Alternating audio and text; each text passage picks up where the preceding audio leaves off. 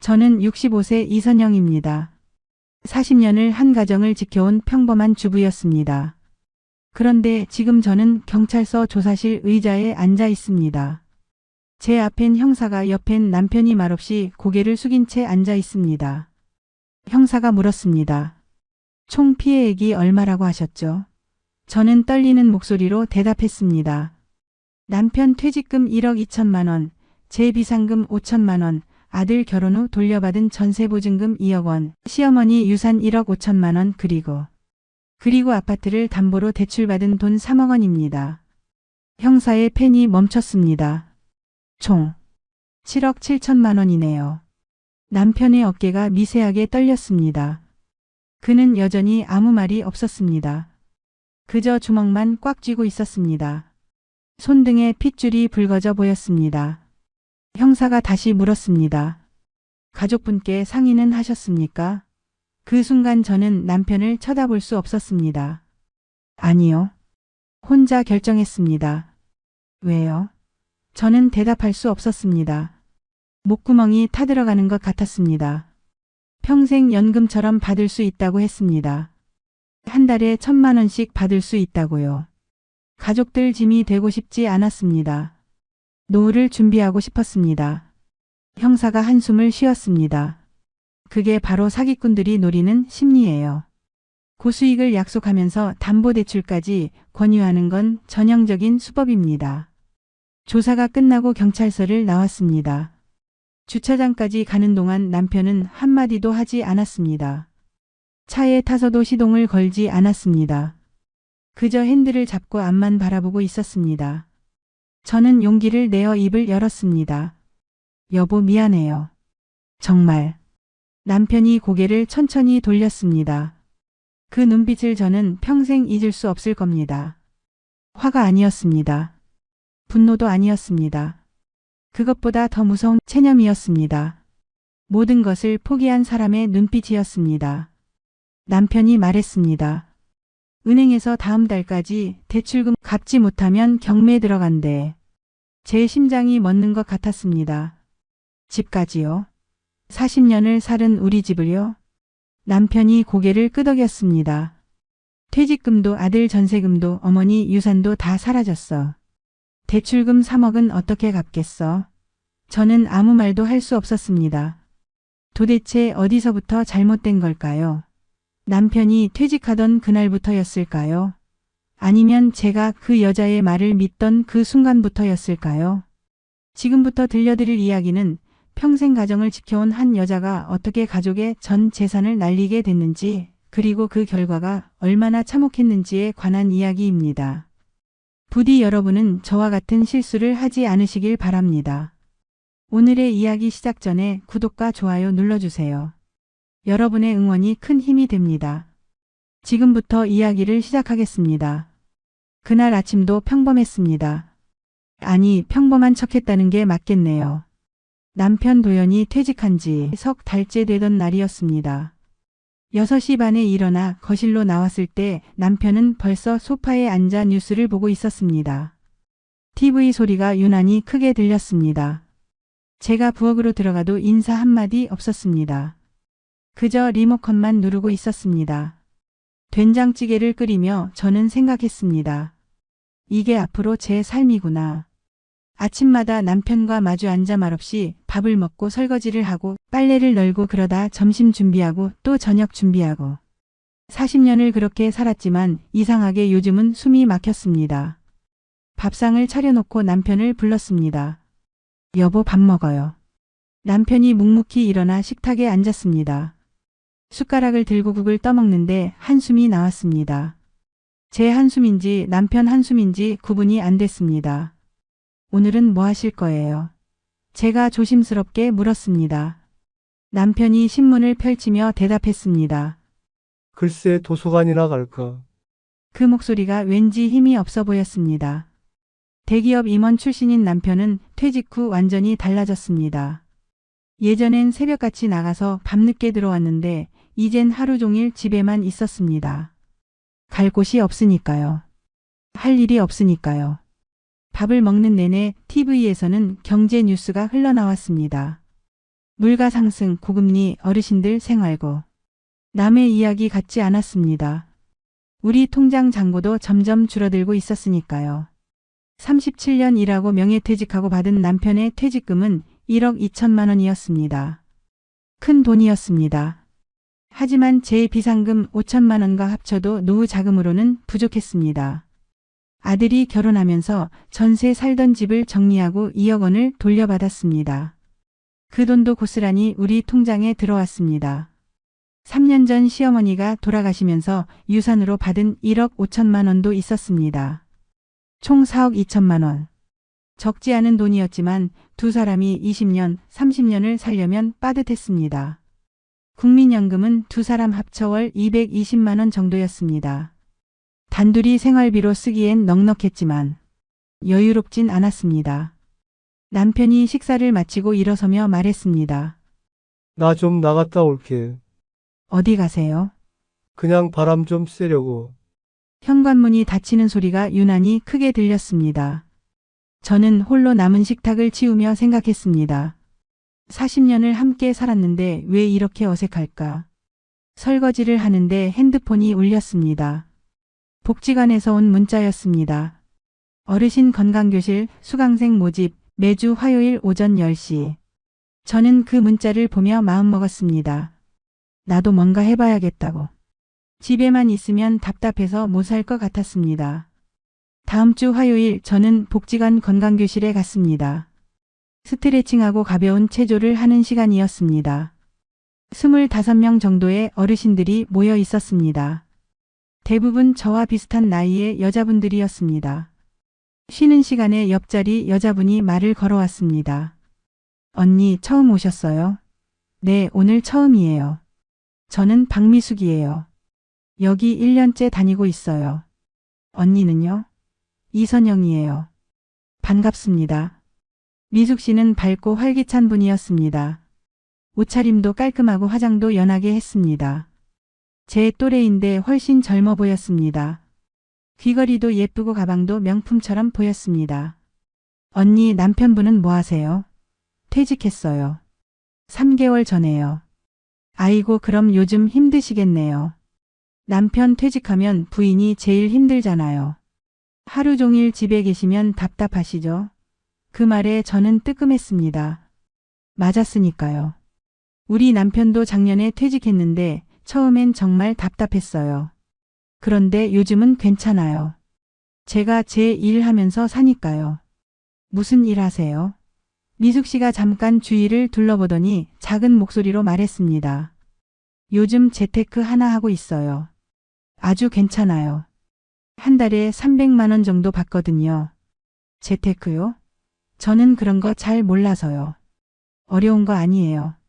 저도 처음엔 몰랐는데 지금은 매주 돈 들어오는 재미로 살아요. 수업이 끝나고 집으로 돌아오는 길에 미숙 씨 말이 계속 맴돌았습니다. 한 달에 300만 원을 번다고 했습니다. 집에 들어서니 남편은 소파에 누워 낮잠을 자고 있었습니다. TV는 켜져 있었습니다. 저는 조용히 부엌으로 가서 저녁 준비를 시작했습니다. 감자를 깎으며 생각했습니다. 나도 돈을 벌 수 있을까? 남편 눈치 안 보고 쓸 수 있는 내 돈이 생긴다면? 그날 저녁 식사 때 남편이 말했습니다. 여보, 통장 정리 좀 해야겠어. 아들이 준 전세금이랑 어머니 유산, 우리 퇴직금 다 합치면 4억이 넘는데 이걸 그냥 통장에 넣어두면 이자가 너무 적어. 뭐 좋은 방법 없을까? 제가 조심스럽게 말했습니다. 은행 적금은 어때요? 요즘 이자가 너무 낮아. 1년에 고작 2%도 안 돼. 4억을 넣어도 1년에 800만 원밖에 안 되잖아. 그럼 어떡해요? 남편이 한숨을 쉬었습니다. 모르겠어. 주식은 위험하고 부동산은 지금 시기가 아니고 그냥 조금씩 쓰면서 살아야지 뭐. 하지만 남편의 얼굴엔 불안이 가득했습니다. 저도 불안했습니다. 4억이 많은 돈처럼 보이지만 20년, 30년을 살려면 부족했습니다. 의료비도 들고 생활비도 들고. 그날 밤 잠자리에 누웠는데 잠이 오지 않았습니다. 천장을 보며 생각했습니다. 미숙 씨가 한 달에 300만 원을 번다고 했습니다. 1년이면 3,600만 원입니다. 은행 이자보다 훨씬 많습니다. 혹시 우리도 할 수 있을까? 눈을 감았지만 잠은 오지 않았습니다. 다음 주 화요일 저는 다시 복지관에 갔습니다. 미숙 씨가 반갑게 인사했습니다. 언니 왔어요? 오늘 기분 좋아 보이네요. 수업이 끝나고 미숙 씨가 제게 커피를 산다고 했습니다. 근처 카페에 앉아 커피를 마시는데 미숙 씨가 물었습니다. 언니, 지난번에 재테크 이야기 했잖아요. 혹시 관심 있으세요? 저는 잠시 망설였습니다. 사실 그 이야기가 계속 궁금했습니다. 근데 저 그런 거 잘 몰라서요. 어렵지 않아요. 저도 처음엔 겁났는데 해보니까 정말 좋더라고요. 그게 뭔데요? 미숙 씨가 가방에서 작은 책자를 꺼냈습니다. 표지에는 평생연금 플랜이라고 적혀 있었습니다. 화려한 금색 글씨가 눈에 들어왔습니다. 이게 뭐예요? 일종의 투자 상품이에요. 돈을 넣으면 매주 수익금을 줘요. 연금처럼요. 저는 2억 넣었는데 한 달에 300만 원씩 받아요. 제 눈이 커졌습니다. 2억으로 한 달에 300만 원이요? 네. 1년이면 3,600만 원이에요. 은행 이자가 2%라고 해봤자 2억 넣으면 400만 원밖에 안 되잖아요. 근데 여기는 거의 10배예요. 그게 가능해요? 가능해요. 저 이미 6개월째 받고 있어요. 미숙 씨가 핸드폰을 꺼내 보여줬습니다.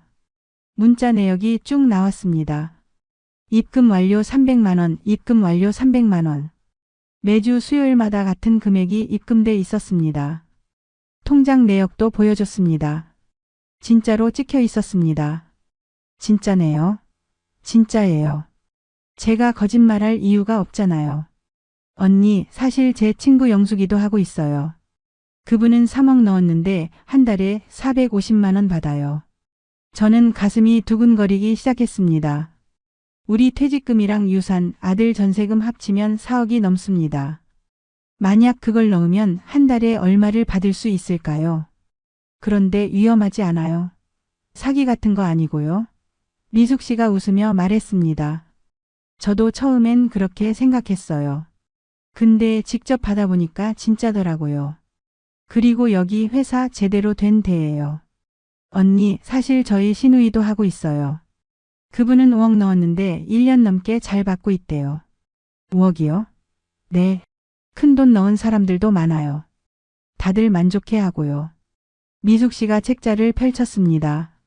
안에는 회사 소개가 나와 있었습니다. 해주미래 예센플랜, 금융위원회 등록업체, 전국 15개 지점 운영, 고객 1만 명 돌파. 사진도 있었습니다. 깔끔한 사무실, 직원들이 일하는 모습, 고객 상담하는 장면. 고용노동부 장관 표창이라고 적힌 상패 사진도 보였습니다. 다 그럴듯해 보였습니다. 어떻게 시작하는 거예요? 간단해요. 제가 소개해 드릴게요. 다음 주에 설명회가 있는데 같이 가실래요? 저는 망설였습니다. 남편한테 말해야 하나? 그런데 말하면 반대할 게 뻔했습니다. 돈 관련된 건 다 남편이 결정했으니까요. 제가 혼자 결정해도 될까요? 당연하죠.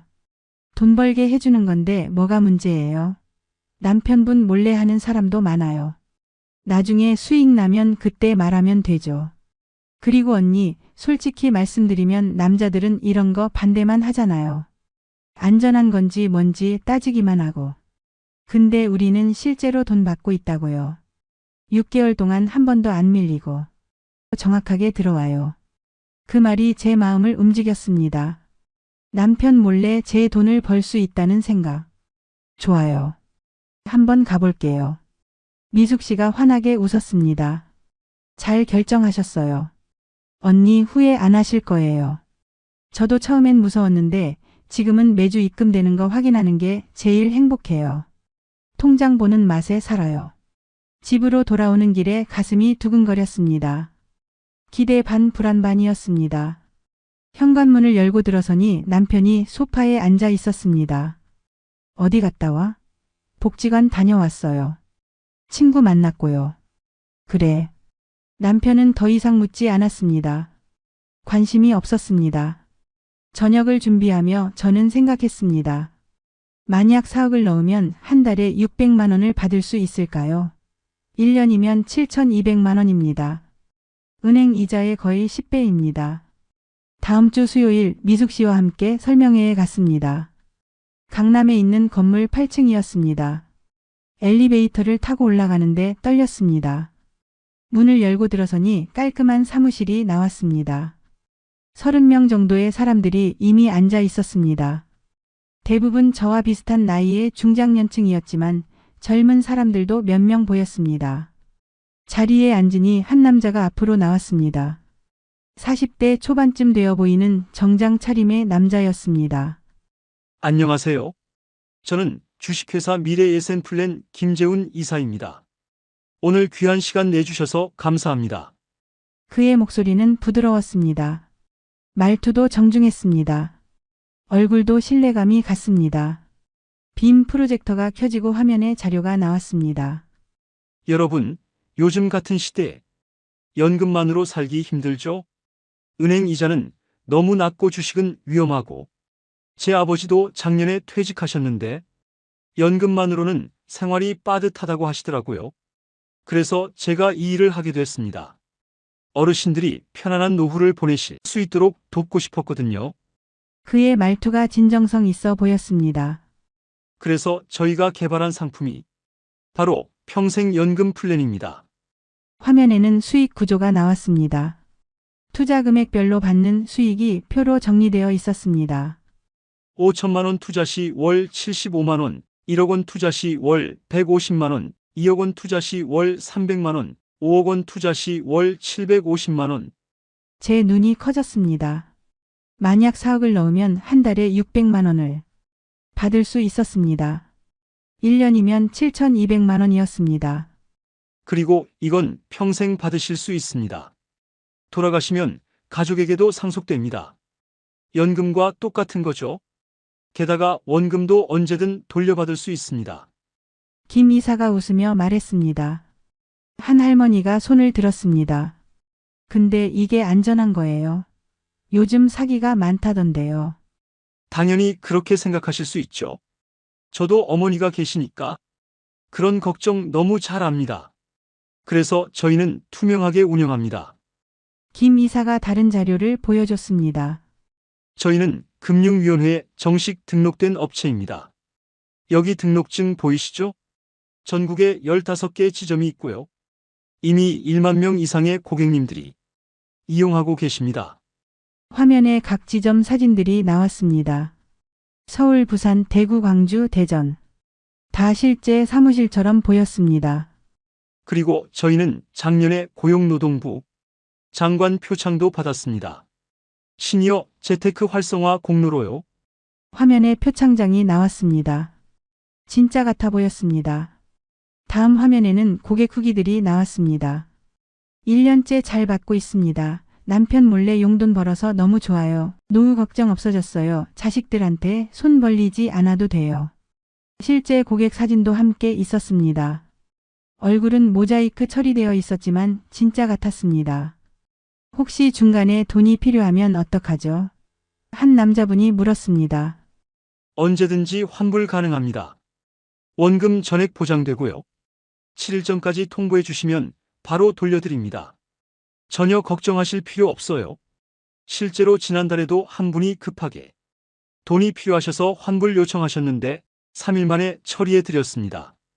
그분도 나중에 여유 생기면 다시 넣으실 거래요. 그 말에 사람들이 고개를 끄덕였습니다. 저도 안심이 됐습니다. 설명회가 끝나고 미숙 씨가 물었습니다. 언니 어때요? 괜찮죠? 저는 고개를 끄덕였습니다. 생각보다 훨씬 괜찮아 보였습니다. 제대로 된 회사 같았고 정부에서 인정받은 곳이었고 사람들도 많이 하고 있었습니다. 김 이사가 저희에게 다가왔습니다. 두 분 궁금하신 거 있으세요? 미숙 씨가 말했습니다. 저희 언니가 관심 있으신데요. 김 이사가 저를 보며 미소를 지었습니다. 어느 정도 규모로 생각하고 계세요? 저는 조심스럽게 물었습니다. 제가 지금 여유 자금이 4억 정도 있는데요. 4억이요? 아주 좋으십니다. 4억이면 한 달에 600만 원 받으실 수 있어요. 1년이면 7,200만 원이고요. 은행 이자하고는 비교가 안 되죠. 제 가슴이 뛰기 시작했습니다. 한 달에 600만 원. 남편 연금 220만 원 합치면 820만 원입니다. 그 정도면 여유롭게 살 수 있었습니다. 의료비 걱정도 없고 여행도 갈 수 있고. 그런데 한 가지 더 궁금한데요. 이게 왜 이렇게 수익률이 좋은 거예요? 좋은 질문이십니다. 김 이사가 미소를 지었습니다. 저희는 해외 부동산과 상품권, 유통 사업을 하고 있습니다. 특히 동남아 리조트 개발이 수익률이 아주 높거든요. 그쪽 시장이 지금 폭발적으로 성장하고 있어요.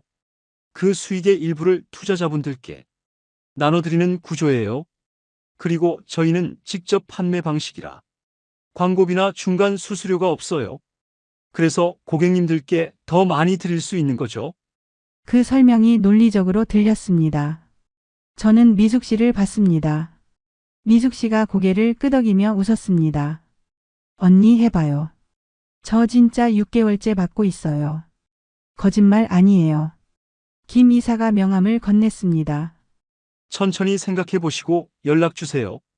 급하게 결정하실 필요 없어요. 다만 한 가지만 말씀드리면 이번 달 모집이 곧 마감돼요.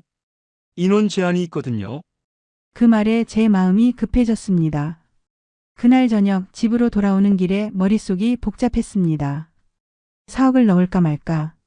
그 돈은 우리 전 재산이었습니다. 남편 퇴직금, 제 비상금, 아들 전세금, 시어머니 유산.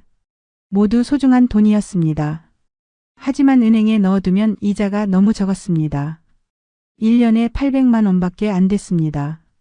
만약 이 투자가 진짜라면 1년에 7,200만 원을 받을 수 있었습니다. 거의 9배 차이였습니다. 현관문을 열고 들어서니 남편이 물었습니다. 어디 갔다 왔어? 친구 만났어요. 남편은 더 이상 묻지 않았습니다. 관심이 없었습니다. 저녁을 준비하며 저는 생각했습니다. 남편한테 말할까? 하지만 말하면 반대할 게 뻔했습니다. 그리고 만약 잘 되면 그때 말하면 되지 않을까요? 저녁을 먹으며 남편이 말했습니다. 여보, 요즘 돈이 계속 줄어들어. 생활비랑 관리비 내고 나면 매달 적자. 이러다가 몇 년 후면 통장이 텅 빌 거야. 우리 좀 더 아껴서 생활해요. 제 가슴이 철렁했습니다. 남편도 불안해하고 있었습니다. 다음 날 미숙 씨에게 전화했습니다. 저 하기로 했어요. 잘 결정하셨어요. 언니 진짜 후회 안 하실 거예요. 제가 도와드릴게요. 근데 미숙아 남편한테는 말 안 할 거야. 나중에 수익 나오면 그때 말하려고. 당연하죠. 저도 우리 남편한테 처음엔 안 말했어요. 3개월 받고 나서 말했죠. 그때는 좋아하더라고요. 사흘 후 미숙 씨와 함께 다시 사무실에 갔습니다. 김 이사가 반갑게 맞아줬습니다. 어서 오세요. 결정하셨다고 들었어요. 네, 사업으로 시작하려고요. 대단하십니다. 현명한 선택이세요. 계약서 작성하시면 돼요. 계약서에는 투자 금액, 수익률, 지급 방식이 명시되어 있었습니다. 회사 직인도 찍혀 있었습니다. 겉으로 보기엔 완벽해 보였습니다. 하나 확인하고 싶은데요. 중간에 환불 가능하다고 하셨잖아요. 당연하죠. 언제든지 말씀하시면 7일 내로 돌려드립니다. 원금 전액 보장이고요. 여기 계약서에도 명시되어 있죠? 환불 조항이요. 저는 그 부분을 유심히 읽었습니다. 투자자는 30일 이후 언제든 서면으로 환불 요청 가능하며 회사는 7일 이내 원금을 반환한다. 명확하게 적혀 있었습니다. 그럼 믿어도 되겠죠? 물론이죠. 저희를 믿으셔도 됩니다. 이미 1만 명이 이용하고 계세요. 저는 떨리는 손으로 계약서에 사인했습니다. 이선영. 제 이름을 쓰는 순간 가슴이 두근거렸습니다. 그리고 통장에서 4억 2천만 원을 이체했습니다. 남편 퇴직금 1억 2천만 원, 제 비상금 5천만 원, 아들 전세금 2억 원, 시어머니 유산 1억 5천만 원. 우리 전 재산이 순식간에 빠져나갔습니다. 통장 잔액이 확 줄어드는 걸 보니까 불안했습니다. 손이 떨렸습니다. 축하드립니다. 다음 주 수요일부터 매주 630만 원씩 입금될 거예요. 4억이 넘으시니까 조금 더 드리는 거예요. 김 이사가 악수를 청했습니다. 저는 그의 손을 잡았습니다. 따뜻했습니다. 믿음직스러웠습니다. 정말 잘한 선택이세요. 앞으로 편안한 노후 보내실 겁니다. 집으로 돌아오는 길에 계속 불안했습니다. 잘한 걸까? 미숙 씨가 말했습니다. 언니 걱정 마세요. 일주일만 기다려보세요. 진짜 들어올 거예요. 일주일이 지났습니다. 수요일 아침 핸드폰을 확인했습니다. 문자가 와 있었습니다. 입금 완료 630만 원. 정말로 들어왔습니다. 제 눈을 의심했습니다. 통장을 확인했습니다. 630만 원이 찍혀 있었습니다. 심장이 뛰었습니다. 진짜였습니다. 정말로 돈이 들어온 겁니다. 미숙 씨에게 전화했습니다. 미숙아 들어왔어. 정말 들어왔어. 그러게요. 제가 뭐라고 했어요? 이제 믿으시죠? 고마워. 정말 고마워. 내가 아니었으면 이런 좋은 거 몰랐을 거야. 그날 하루 종일 기분이 좋았습니다. 밥을 하면서도 웃음이 나왔습니다. 빨래를 널면서도 콧노래가 나왔습니다. 630만 원. 큰 돈이었습니다. 제가 벌었습니다. 남편 몰래 제 힘으로 번 돈. 그게 자랑스러웠습니다. 저녁에 남편이 물었습니다. 오늘 기분 좋아 보이네. 무슨 좋은 일 있어? 아니에요. 그냥 날씨가 좋아서요. 남편은 더 이상 묻지 않았습니다. 제 마음속 비밀을 남편은 몰랐습니다. 그리고 저는 그게 좋았습니다. 제 것이 있다는 게, 제 힘으로 뭔가를 해냈다는 게 좋았습니다. 다음 주에도 돈이 들어왔습니다. 또 630만 원. 그 다음 주에도 들어왔습니다. 한 달이 지나자 2,520만 원이 모였습니다. 저는 그중 일부로 오랜만에 제 옷을 샀습니다. 백화점에 가서 예쁜 코트를 샀습니다. 50만 원짜리였습니다. 예전 같으면 비싸다고 포기했을 텐데 이젠 제 돈이 있으니까 샀습니다. 거울을 보니 제가 달라 보였습니다. 밝아 보였습니다. 젊어 보였습니다. 복지관에서 미숙 씨를 만났습니다. 언니 요즘 완전 달라졌어요. 옷도 예쁘고 화장도 하고. 뭔가 했어요? 저도 모르게 웃음이 나왔습니다. 코트 새로 샀어. 예쁘지? 너무 예쁘다. 역시 돈 벌면 달라지죠? 자신감도 생기고. 그날 미숙 씨가 제안했습니다. 언니 혹시 추가 투자 생각 없으세요? 저 이번에 1억 더 넣었거든요. 이제 총 3억인데 한 달에 450만 원 받아요. 추가 투자요? 네. 사실 더 넣을수록 수익률이 올라가요. VIP 고객이 되면 보너스도 주고요. 언니 지금 집 있으시잖아요. 담보대출 받으면 되죠. 저는 망설였습니다. 대출까지 받아야 할까요? 근데 언니 생각해보세요. 지금 매주 630만 원 받잖아요. 만약 3억을 더 넣으면 매주 1,100만 원이 되는 거예요. 한 달이면 4,400만 원이고요. 대출 이자 내고도 엄청 남아요. 그 말이 제 마음을 흔들었습니다. 한 달에 4,400만 원. 상상도 못했던 돈이었습니다. 그날 밤 저는 통장 잔액을 확인했습니다. 한 달 동안 받은 돈 2,520만 원이 그대로 있었습니다. 아파트 시세를 검색했습니다. 우리 아파트는 15억 정도였습니다. 담보대출을 받으면 3억은 쉽게 받을 수 있었습니다. 하지만 망설여졌습니다. 대출까지 받아야 할까요? 그런데 생각해보니 이미 돈을 받고 있었습니다. 한 달에 2,520만 원씩. 이미 증명됐습니다. 진짜였습니다. 일주일 후 저는 혼자 은행에 가서 대출 상담을 받았습니다. 아파트를 담보로 3억 원을 대출받을 수 있다고 했습니다. 금리는 연 5%였습니다. 한 달 이자가 125만 원 정도였습니다. 하지만 제가 받는 돈이 한 달에 2,520만 원이니까 충분히 감당할 수 있었습니다. 그리고 만약 3억을 추가로 넣으면 한 달에 4,400만 원을 받게 됩니다. 이자 내고도 4,275만 원이 남았습니다. 저는 대출을 신청했습니다. 일주일 후 대출이 승인됐습니다. 3억 원이 제 통장에 들어왔습니다. 저는 다시 사무실을 찾았습니다. 이번엔 혼자 갔습니다. 김 이사가 반갑게 맞아줬습니다. 어서 오세요. 무슨 일로 오셨어요? 추가 투자하려고요. 3억 더 넣을게요. 김 이사의 얼굴이 환해졌습니다. 정말요? 대단하십니다. 이제 VIP 고객이시네요. 총 7억이 넘으시니까 특별 우대 적용됩니다. 한 달에 4,400만 원 받으실 거예요. 저는 또다시 계약서에 사인했습니다. 그리고 3억 원을 이체했습니다. 이번엔 손이 덜 떨렸습니다. 이미 한 달 동안 돈을 받았으니까 믿음이 생겼습니다. 다음 주부터 1,100만 원씩 입금될 거예요. 기대하세요. 사무실을 나서며 저는 뿌듯했습니다. 이제 한 달에 4,400만 원이었습니다. 제 힘으로 버는 돈. 남편 눈치 안 보고 쓸 수 있는 돈. 그런데 그 다음 주 수요일이었습니다. 입금이 안 됐습니다. 아침부터 핸드폰을 확인했는데 문자가 없었습니다. 통장을 확인했습니다. 아무것도 들어오지 않았습니다. 가슴이 철렁했습니다. 왜 안 들어온 걸까? 실수인가? 저는 1시간을 더 기다렸습니다. 그래도 입금이 안 됐습니다. 미숙 씨에게 전화했습니다. 미숙아, 너 오늘 입금됐어? 잠깐만요, 확인해 볼게요. 잠시 후 미숙 씨가 대답했습니다.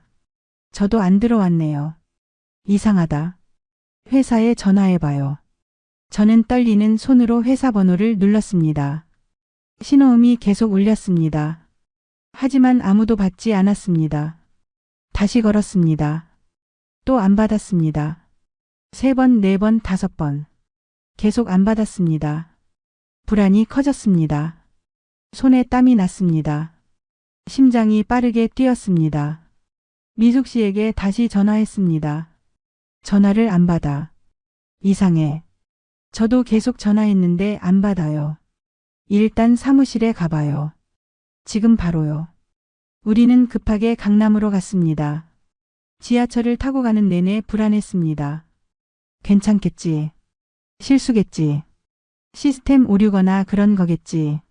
스스로를 다독였지만 불안은 가시지 않았습니다. 건물에 도착해 8층으로 올라갔습니다. 엘리베이터 문이 열리고 복도를 걸어가는데 이상한 느낌이 들었습니다. 너무 조용했습니다.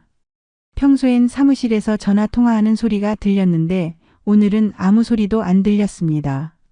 사무실 문 앞에 섰습니다. 문을 열려고 하는데 잠겨 있었습니다. 유리문 너머로 안을 봤습니다. 텅 비어 있었습니다. 책상도 없고 컴퓨터도 없고 아무것도 없었습니다. 벽에 붙어 있던 액자들도 다 사라졌습니다. 바닥에는 먼지만 쌓여 있었습니다. 무슨 일이야? 이게 무슨 일이야?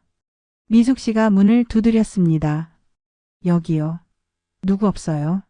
하지만 아무도 나오지 않았습니다. 옆 사무실 문이 열리고 한 남자가 나왔습니다. 시끄러운데요. 뭐 하세요? 저기요, 혹시 여기 사무실 사람들 어디 갔는지 아세요? 남자가 고개를 저었습니다. 그저께 밤에 이사 나가더라고요. 트럭 여러 대 와서 다 실어 나갔어요. 어디로 가는지는 모르겠고요. 저는 주저앉았습니다. 다리에 힘이 풀렸습니다. 미숙 씨가 저를 붙잡았습니다. 언니, 일어나요. 여기서 이러면 안 돼요. 하지만 저는 움직일 수가 없었습니다. 7억 2천만 원. 제 돈이 사라졌습니다. 아니, 우리 전 재산이 한순간에 날아갔습니다. 대출금 3억까지. 도대체 어떻게 갚아야 하죠? 집으로 돌아오는 길에 아무 생각도 나지 않았습니다. 머리가 하얗게 변했습니다. 지하철을 타고 집까지 어떻게 왔는지 기억도 안 납니다. 사람들이 제 옆을 지나갔지만 보이지 않았습니다. 소리도 들리지 않았습니다.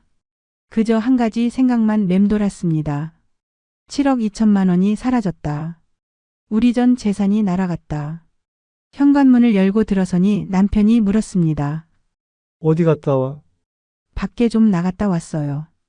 얼굴이 안 좋은데 어디 아파? 아니에요. 괜찮아요. 저는 방으로 들어가 문을 닫았습니다. 침대에 앉아 고개를 감쌌습니다. 어떡하지? 어떡하지? 손이 떨렸습니다. 온몸이 식은땀으로 젖어 있었습니다. 7억 2천만 원이 날아갔습니다. 남편한테 말할 수도 없었습니다. 말하면 뭐라고 할까요? 당신 미쳤어? 우리 전 재산을 어디다 날렸어? 이혼하자고 할까요? 상상만 해도 끔찍했습니다. 핸드폰이 울렸습니다. 미숙 씨였습니다. 언니, 저 지금 경찰서 가려고요. 같이 가요? 신고해야죠. 이거 완전 사기잖아요. 저도 3억 날렸어요. 우리 같이 신고해요. 저는 머뭇거렸습니다. 경찰서에 가면 남편이 알게 될까요? 근데 신고 안 하면 돈 못 찾아요. 이런 거 빨리 신고해야 범인 잡아요. 알았어. 나도 갈게. 그날 밤 잠을 잘 수 없었습니다. 천장만 보고 누워 있었습니다. 옆에서 남편은 코를 골며 자고 있었습니다. 저만 깨어서 괴로워했습니다. 제가 왜 이렇게 어리석었을까? 왜 그렇게 욕심을 부렸을까? 처음에 하지 말았어야 했는데 대출까지 받다니 미쳤던 거죠. 후회가 밀려왔습니다. 눈물이 흘렀습니다. 베개가 젖었습니다. 다음 날 미숙 씨와 함께 경찰서에 갔습니다. 경제범죄 수사대였습니다. 대기실에는 벌써 수십 명이 앉아 있었습니다. 다들 저와 비슷한 나이의 중장년층이었습니다. 표정도 비슷했습니다. 지치고 절망스러운 얼굴들. 한 할머니가 울고 계셨습니다. 제 전 재산이었어요. 8억 다 날렸어요. 집도 담보로 잡혔어요. 이제 어떡해요? 그 목소리에 제 가슴도 아팠습니다. 저보다 더 큰 피해를 본 분들이 많았습니다. 형사가 저희를 불렀습니다. 조사실로 들어갔습니다. 형사가 저희 이야기를 들었습니다. 언제부터 투자하셨습니까? 한 달 반 전부터요. 얼마나 넣으셨습니까? 처음에 4억 2천만 원, 그리고 추가로 3억 원입니다. 형사의 펜이 멈췄습니다. 총 7억 2천만 원이요? 추가 투자한 3억은 어디서 나온 돈입니까? 저는 떨리는 목소리로 대답했습니다. 집을 담보로 대출받았습니다.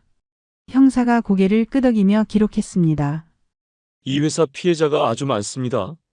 이미 300명 넘게 신고했어요. 제 가슴이 철렁했습니다. 300명이요? 그리고 계속 늘고 있습니다. 총 피해액이 수백억 원대로 추정됩니다. 아마 1,000억 원이 넘을 겁니다. 전형적인 폰지 사기예요. 형사가 설명했습니다. 이들은 처음에 소액으로 수익을 지급해서 신뢰를 쌓습니다. 그 다음에 투자금을 늘리게 유도하고 심지어 대출까지 권유하죠. 어느 정도 모이면 잠적하는 겁니다. 평생연금 플랜이라는 이름도 거짓이고 금융위원회 등록도 가짜였습니다. 표창장도 조작된 거고요. 해외 사업도 전부 거짓입니다. 저는 그제야 깨달았습니다. 제가 완전히 속았다는 걸. 처음부터 끝까지 계획된 사기였다는 걸. 처음에 받은 돈도 제 돈이었습니다. 제가 넣은 돈으로 제게 준 거였습니다. 돈 찾을 수 있나요? 형사가 난감한 표정을 지었습니다. 솔직히 말씀드리면 아주 어렵습니다. 이미 돈을 해외로 빼돌렸을 가능성이 큽니다. 여러 계좌로 분산했고요. 범인을 잡아도 돈은 못 찾는 경우가 대부분입니다. 회수율이 5%도 안 됩니다. 그 말을 듣는 순간 눈앞이 캄캄했습니다. 7억 2천만 원이 영영 사라진 겁니다. 5%라면 겨우 3,600만 원. 나머지 6억 8천만 원은 돌아오지 않는 겁니다. 대출금 3억은 어떻게 갚아야 하죠? 그건 개인이 해결하셔야 합니다. 담보대출이니까 못 갚으면 집이 경매로 넘어갈 겁니다. 제 머릿속이 하얗게 변했습니다. 집까지 잃는다고요? 그래도 신고는 하셔야 합니다. 나중에 범인 잡으면 조금이라도 피해 보상받을 가능성이 있으니까요. 저는 떨리는 손으로 진술서에 사인했습니다. 경찰서를 나와 벤치에 앉았습니다. 미숙 씨도 울고 있었습니다. 언니 미안해요. 제가 소개해서 이렇게 됐어요. 아니야. 내 잘못이 아니야. 너도 당한 거잖아. 너도 돈 잃었잖아. 그래도 미안해요. 저 때문에 언니가 큰 돈을 잃었잖아요. 제가 먼저 말하지 않았으면 언니는 안 당했을 텐데. 우리는 한참을 울었습니다. 지나가는 사람들이 쳐다봤지만 신경 쓰지 않았습니다. 위로할 사람도 없었고 기댈 곳도 없었습니다. 집으로 돌아오는 길에 생각했습니다. 어떻게 하지? 남편한테 어떻게 말하지? 말해야 할까? 숨길 수 있을까? 하지만 숨길 수 없을 것 같았습니다. 대출금 이자를 내야 하는데 돈이 없었습니다. 한 달에 125만 원. 3개월만 밀려도 은행에서 독촉이 올 겁니다. 그럼 남편이 알게 됩니다. 현관문을 열었습니다. 남편이 소파에 앉아 있었습니다. TV를 보고 있었습니다. 제가 들어서는 소리에 고개를 돌렸습니다. 왜 이렇게 늦었어? 친구 만나고 왔어요. 얼굴이 왜 그래? 울었어. 아니에요. 그냥 피곤해서요. 남편이 일어나 제게 다가왔습니다. 무슨 일 있어? 말해봐. 제 눈에서 눈물이 흘렀습니다. 더 이상 참을 수 없었습니다. 여보, 미안해요. 남편이 제 어깨를 잡았습니다. 무슨 일이야? 도대체 무슨 일이 있었어? 저는 주저앉았습니다. 소파에 앉아 얼굴을 감쌌습니다. 말해야 했습니다. 이제 더 이상 숨길 수 없었습니다. 여보, 저 재테크 투자를 했어요. 재테크. 네. 평생 연금처럼 받을 수 있다고 해서요. 한 달에 600만 원씩 받을 수 있다고요. 그래서 우리 돈을 넣었어요. 남편의 얼굴이 굳어졌습니다. 얼마나 넣었는데? 저는 대답할 수 없었습니다. 목소리가 나오지 않았습니다. 얼마나 넣었냐고. 남편의 목소리가 커졌습니다. 4억 2천만 원이요. 뭐? 남편이 벌떡 일어났습니다. 4억 2천만 원을 어디다 넣었어? 그게 다가 아니에요. 저는 울먹이며 말했습니다. 추가로 3억을 더 넣었어요. 남편의 얼굴이 하얗게 변했습니다. 3억은 어디서 났어? 집을 담보로 대출받았어요. 당신이 미쳤어. 우리 전 재산을 집까지 담보로 잡았어. 죄송해요. 정말 죄송해요. 그런데 그게 다 사기였어요. 회사가 사라졌어요. 돈을 못 찾을 것 같아요. 남편이 주저앉았습니다. 소파에 털썩 앉았습니다. 고개를 감쌌습니다. 한참 동안 아무 말이 없었습니다. 저도 말할 수 없었습니다. 그저 울기만 했습니다. 얼마나 시간이 지났을까요? 남편이 천천히 고개를 들었습니다. 그 눈빛을 저는 평생 잊을 수 없을 겁니다. 화가 아니었습니다. 분노도 아니었습니다. 그것보다 더 무서운 것이었습니다. 체념이었습니다. 모든 것을 포기한 사람의 눈빛이었습니다. 남편이 조용히 말했습니다. 당신 혼자 결정했어. 왜 나한테 말 안 했어? 말씀드리면 반대하실 것 같아서요. 그래서 혼자 우리 전 재산을 날렸어. 33년 일해서 모은 퇴직금, 어머니가 남기신 유산, 아들이 준 전세금, 당신 비상금 다 날렸어. 죄송해요. 정말 죄송해요. 남편이 한숨을 길게 쉬었습니다. 대출금은 어떻게 갚을 거야? 저는 대답할 수 없었습니다. 방법이 없었습니다. 남편이 일어섰습니다. 방으로 들어가 문을 닫았습니다. 저는 거실에 혼자 남았습니다. 밤새 잠을 잘 수 없었습니다. 소파에 앉아 울기만 했습니다. 다음 날 아침 남편이 방에서 나왔습니다. 밤새 한숨도 못 잔 얼굴이었습니다. 눈이 충혈되어 있었습니다. 말없이 현관으로 갔습니다. 어디 가세요? 은행 가봐야지. 대출 상황 확인하고 저도 같이 갈게요. 혼자 갈 거요. 남편이 문을 나갔습니다. 저는 텅 빈 집에 혼자 남았습니다. 2시간쯤 지나 남편이 돌아왔습니다. 얼굴이 더 굳어 있었습니다. 어떻게 됐어요? 남편이 서류를 식탁에 던졌습니다. 경매 통지서였습니다. 대출금을 3개월 안에 갚지 못하면 집이 경매로 넘어간대요. 제 손이 떨렸습니다. 서류를 집어들었습니다. 채무불이행 경고 90일 이내 변제 요구, 불응 시 담보물 경매 처분. 명확하게 적혀 있었습니다. 3개월 안에 3억을 갚아야 했습니다. 어떻게 갚아요? 방법이 없어. 우리한테 돈이 없잖아요. 그럼 집을 잃는 거예요. 남편이 고개를 끄덕였습니다. 40년을 산 집을 당신 때문에. 저는 아무 말도 할 수 없었습니다. 그날부터 남편은 저와 말을 하지 않았습니다. 밥을 차려줘도 그냥 먹기만 했습니다. 같은 집에 살지만 남처럼 지냈습니다. 일주일이 지났습니다. 아들에게서 전화가 왔습니다. 아버지한테 전화했는데 왜 안 받으세요? 아버지한테 무슨 일 있으세요? 아들의 목소리가 걱정스러웠습니다. 괜찮아. 아버지 좀 피곤하신가 봐. 엄마 무슨 일 있어요? 목소리가 이상한데. 아무 일 없어. 걱정하지 마. 아들한테는 도저히 말할 수 없었습니다. 2주가 지났습니다. 은행에서 독촉 전화가 왔습니다. 대출 이자가 밀렸다는 겁니다. 한 달치 이자 125만 원을 내지 못했습니다. 다음 달엔 어떻게 해야 할까요? 3주가 지났습니다. 미숙 씨에게서 전화가 왔습니다. 언니 피해자 모임이 있대요. 같이 가요. 피해자 모임이요? 네. 같은 피해를 본 사람들끼리 모여서 대책을 논의하는 거래요. 집단 소송도 준비한대요. 저는 망설였습니다. 하지만 갔습니다. 다른 방법이 없었습니다. 피해자 모임 장소는 구청 회의실이었습니다. 10명 정도가 모였습니다. 대부분 50대 이상의 중장년층이었습니다. 여자가 더 많았습니다.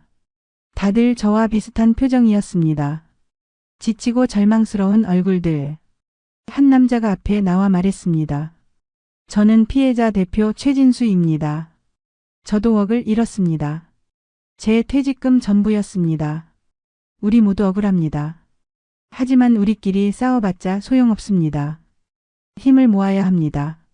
사람들이 고개를 끄덕였습니다. 일단 집단 소송을 준비하겠습니다. 그리고 언론에도 알리겠습니다. 이런 사기가 더 이상 일어나지 않도록요. 회의가 끝나고 한 할머니가 울먹이며 말했습니다. 저는 집도 잃었어요. 경매로 넘어갔어요. 이제 갈 곳이 없어요. 그 목소리에 저도 눈물이 났습니다. 저도 곧 저렇게 될 겁니다. 다른 사람들도 비슷했습니다. 집을 담보로 대출받은 사람이 많았습니다. 모두 집을 잃을 위기에 처해 있었습니다. 집으로 돌아오는 길에 생각했습니다. 우리도 곧 이 집을 떠나야 할 겁니다. 40년을 살던 집을 어디로 가야 할까요? 한 달이 지났습니다. 은행에서 최종 통보가 왔습니다. 2개월 안에 대출금을 갚지 못하면 경매가 진행된다는 겁니다. 남편이 그 통지서를 보고 말했습니다.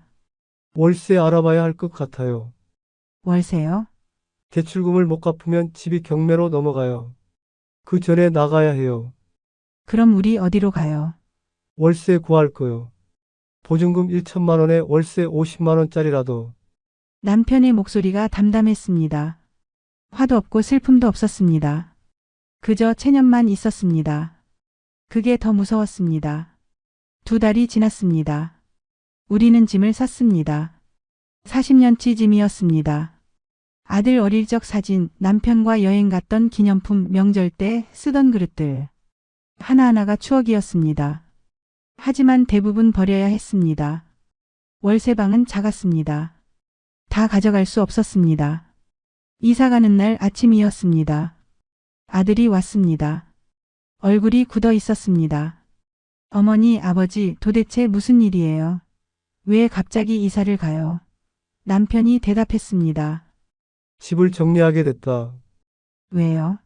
무슨 일 있으세요? 저는 고개를 들 수 없었습니다. 아들에게 말해야 했습니다. 진실을 말해야 했습니다. 경호야. 엄마가 잘못했어. 뭐요? 재테크 투자를 했다가 사기를 당했어. 아들의 얼굴이 굳었습니다. 사기요? 얼마나요? 7억이 넘어. 내가 준 전세금 2억도 다 날렸어, 경우야. 엄마가 잘못했어. 저는 주저앉았습니다. 아들의 얼굴이 굳었습니다. 우리는 짐을 싸서 월세방으로 이사했습니다. 경기도 외곽의 낡은 빌라였습니다. 방 2개에 화장실 하나. 40년 살던 아파트의 반도 안 되는 크기였습니다. 하지만 이곳이 이제 우리 집이었습니다. 보증금 1천만 원에 월세 50만 원. 남편 연금 220만 원에서 월세 내고 생활비 쓰면 빠듯했습니다. 첫날 밤 낯선 방에서 잠을 잤습니다. 아니, 잠을 청했습니다. 잠은 오지 않았습니다. 옆에서 남편도 뒤척였습니다. 여보, 남편이 처음으로 저를 불렀습니다. 미안했어. 저는 귀를 의심했습니다. 남편이 미안하다고 했습니다. 제가 미안해야죠. 제 잘못인데. 아니요, 나도 미안했어. 당신도 힘들었을 텐데. 나는 나만 생각했던 것 같아. 눈물이 났습니다. 여보, 우리 다시 시작합시다. 우리 아직 건강하잖아요. 다음 날 아침 저는 일자리를 찾아보기 시작했습니다. 구인 광고를 봤습니다. 식당 보조 청소 도우미 돌봄 서비스. 나이 제한이 없는 일자리를 찾았습니다. 마침 근처 요양원에서 주방 보조를 구한다는 광고가 있었습니다. 저는 전화를 걸었습니다. 면접을 보러 갔습니다. 원장님이 물었습니다. 연세가 어떻게 되세요? 65세입니다. 일 힘든데 괜찮으시겠어요? 괜찮습니다. 열심히 하겠습니다. 원장님이 고개를 끄덕였습니다. 월요일부터 나오세요. 시급 1만 원, 하루 6시간, 주 5일이에요. 감사합니다. 정말 감사합니다. 집으로 돌아와 남편에게 말했습니다. 여보, 저 일자리 구했어요. 요양원 주방 보조예요. 남편이 놀란 표정을 지었습니다. 당신의 일을요? 네. 월 120만 원 정도 벌 수 있어요. 우리 월세랑 생활비 보탤 수 있어요. 월요일부터 일을 시작했습니다. 아침 7시에 출근해서 오후 1시까지 일했습니다. 설거지를 하고 식재료를 다듬고 청소를 했습니다. 힘들었습니다. 40년 만에 처음 하는 일이었습니다. 허리가 아팠고 다리가 저렸습니다. 하지만 견뎠습니다. 이제 선택의 여지가 없었습니다. 첫 월급을 받았습니다. 120만 원. 평생 처음 제 손으로 번 돈이었습니다. 투자 수익이 아니라 제 땀으로 번 돈. 그게 자랑스러웠습니다. 2달이 지났고 저는 일에 익숙해졌습니다. 요양원 어르신들과도 친해졌습니다. 한 할머니가 제 손을 잡으며 말했습니다. 선영아, 고마워. 내가 해주는 밥이 제일 맛있어. 그 말에 제 마음이 따뜻해졌습니다. 제가 누군가에게 도움이 되고 있었습니다. 어느 날 피해자 모임에서 연락이 왔습니다. 범인을 잡았다는 겁니다. 김재훈과 조직원 여러 명이 검거됐다고 했습니다. 대질신문에 참석해 달라고 했습니다. 저는 경찰서에 갔습니다. 조사실에 김 이사가 있었습니다. 수갑을 차고 있었습니다. 이 사람 맞습니까? 형사가 물었습니다. 네. 이 사람이 저를 속였습니다. 김재훈이 고개를 숙인 채 말했습니다. 죄송합니다. 제가 잘못했습니다. 저는 그를 봤습니다. 그리고 물었습니다. 왜 그랬어요? 우리가 무슨 잘못을 했어요? 김재훈이 대답하지 않았습니다. 형사가 다그쳤습니다. 대답하세요. 저도 빚이 많았습니다. 도박 빚이요. 그래서 이 일을 시작했습니다. 그 말을 듣는 순간 제 안에서 억눌렀던 분노가 터졌습니다. 빚 때문이요? 그래서 수백 명을 속였어요. 우리 인생을 망쳤어요. 정말 죄송합니다. 그것밖에 할 말이 없습니까? 김재훈은 다시 고개를 숙였습니다. 형사가 말했습니다. 이 사람은 징역 10년 이상 받을 겁니다. 하지만 돈은 거의 회수가 안 될 것 같습니다. 경찰서를 나와 버스 정류장에 섰습니다. 범인은 잡았지만 돈은 돌아오지 않았습니다. 결국 아무것도 달라지지 않았습니다. 하지만 이상하게 마음이 조금 가벼워졌습니다. 적어도 범인은 처벌을 받을 겁니다. 다른 사람들은 저처럼 당하지 않을 겁니다. 집으로 돌아왔습니다. 남편이 저를 보자 현관으로 달려와 물었습니다. 정말 범인이 잡혔대요. 돈은요? 못 찾을 것 같대요. 남편이 한숨을 쉬었습니다. 그래도 범인은 잡혔으니 다행이지. 남편의 얼굴에는 실망감이 가득했습니다. 6개월이 지났습니다. 저는 여전히 요양원에서 일하고 있었습니다. 이제는 주방 보조가 아니라 조리 보조까지 맡게 됐습니다. 급여도 조금 올라 월 150만 원을 받았습니다. 남편도 일을 구했습니다. 아파트 경비 일이었습니다. 월 180만 원을 받았습니다. 우리 둘이 버는 돈은 330만 원. 연금 220만 원까지 합치면 월 550만 원이었습니다. 월세 50만 원 내고도 500만 원이 남았습니다. 예전보다 적었지만 우리는 행복했습니다. 땀 흘려 번 돈이었기 때문입니다. 어느 날 아들에게서 전화가 왔습니다. 어머니, 저 이번 주말에 갈게요. 아들이 온다고 했습니다. 집 청소를 하고 장을 봐서 음식을 준비했습니다. 아들이 좋아하는 갈비찜을 만들었습니다. 주말 아침 초인종이 울렸습니다. 아들이 서 있었습니다. 손에 과일 상자를 들고 있었습니다.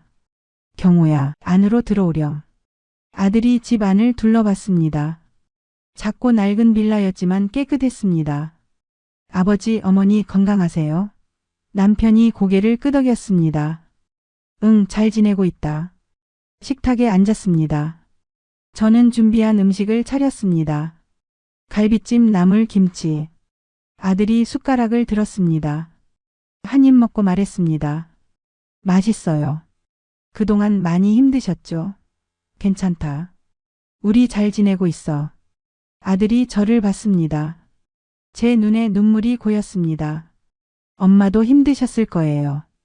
아버지 퇴직하시고 불안하셨을 거고. 가족 위해서 하신 거잖아요. 결과가 나빴을 뿐이지. 경호야. 엄마가 정말 미안해. 괜찮아요. 이제 다 지난 일이에요. 우리 다시 시작하면 되죠. 아들이 가방에서 봉투를 꺼냈습니다. 이거 받으세요.